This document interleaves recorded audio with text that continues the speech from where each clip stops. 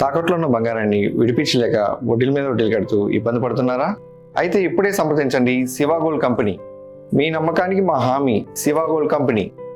Sub registrar కార్యాలయాలను ప్రైవేటీకరిస్తున్నారంటూ కొందరు పనిగట్టుకుని దుష్ప్రచారం చేస్తున్నారని ముఖ్యమంత్రి చంద్రబాబు ఆగ్రహం వ్యక్తం చేశారు. ఈ విషయంలో వాస్తవాలను ప్రజలకు తెలియచేయాలని అధికారులను ఆదేశించారు. ప్రజలకు మెరుగైన సేవలు అందించడమే రిజిస్ట్రేషన్ సేవా కేంద్రాల ఏర్పాటు లక్ష్యమని స్పష్టం చేశారు. సచివాలయంలోని ఆర్టీజీఎస్ సెంటర్లో వివిధ శాఖల పనితీరుపై సీఎం చంద్రబాబు సమీక్ష నిర్వహించారు.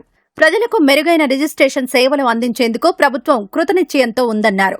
సబ్ రిజిస్ట్రార్ కార్యాలయాలను ప్రైవేటీకరిస్తున్నారనే అంశం సీఎం సమీక్షలో ప్రస్తావనకొచ్చింది. ప్రభుత్వ నిర్ణయం ఎంతమాత్రమూ ప్రైవేటీకరణ కానే కాదని సీఎం స్పష్టం చేశారు. పాస్పోర్ట్ సేవా కేంద్రాల్లాగే రిజిస్ట్రేషన్ సేవా కేంద్రాలు పనిచేస్తాయన్నారు. సేవా కేంద్రాలు వచ్చాక పాస్పోర్ట్ ప్రాసెసింగ్ చాలా సులువైందని గుర్తు చేశారు. రిజిస్ట్రేషన్ సేవా కేంద్రాల పనితీరు కూడా అచ్చం అలాగే ఉంటుందన్నారు. కానీ రిజిస్ట్రేషన్ సేవా కేంద్రాలపై కొందరు దుష్ప్రచారం చేస్తున్నారని మండిపడ్డారు. వీటి పనితీరు, కలిగే లాభాలను ప్రజలకు వివరించాలని అధికారులను ఆదేశించారు. రిజిస్ట్రేషన్ సేవా కేంద్రాల ఏర్పాటుపై డాక్యుమెంట్ రైటర్లు ఆందోళన చెందాల్సిన అవసరమే లేదన్నారు. వారి ఉపాధికి తగిన మార్గం చూపుతామని సీఎం హామీ ఇచ్చారు.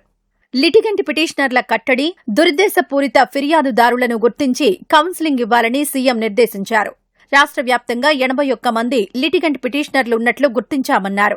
సరాసరి ఒక్కొక్కరు 246 పిటిషన్లు పెడుతున్నారని, ఆ వివరాలు కలెక్టర్లకు పంపించాలని సీఎం సూచించారు. వారి అర్జీల్లో ప్రజా ప్రయోజనాలుంటే పరిశీలించాలని, ఒకవేళ ప్రభుత్వాన్ని, అధికారులను బద్నాం చేసే ఉద్దేశాలు ఉంటే వాటిని గుర్తించాలని సూచించారు. ఫిర్యాదుల పరిష్కారంలో ఆర్థికేతర సమస్యలకు మొదట ప్రాధాన్యమివ్వాలని స్పష్టం చేశారు. ఇక ప్రాధాన్యతల ఆధారంగా ఆర్థిక సమస్యలు పరిష్కరిద్దామని అన్నారు. ఈ ఏడాది ఎల్నినో ప్రభావంతో 49% లోటు వర్షపాతం ఉందన్న ముఖ్యమంత్రి దాని నుంచి బయటపడే మార్గాలను అన్వేషించాలని అధికారులకు సూచనలు చేశారు. ఈ పరిస్థితుల్లో డ్రై క్రాప్స్ వేసేలా రైతులను ప్రోత్సహించాలని దిశానిర్దేశం చేశారు. రాష్ట్రంలో వీబీజీ రామ్జీ పనులు పెద్ద ఎత్తున చేపట్టాలని సీఎం ఆదేశాలిచ్చారు. జలధార పనులతో ఉపాధి పనులు అనుసంధానించాలని సూచించారు. దీపం 2.0 లబ్ధిదారులకిచ్చే సబ్సిడీని నిర్ధారిత తేదీల్లో ఇచ్చేలా చర్యలు చేపట్టాలన్నారు.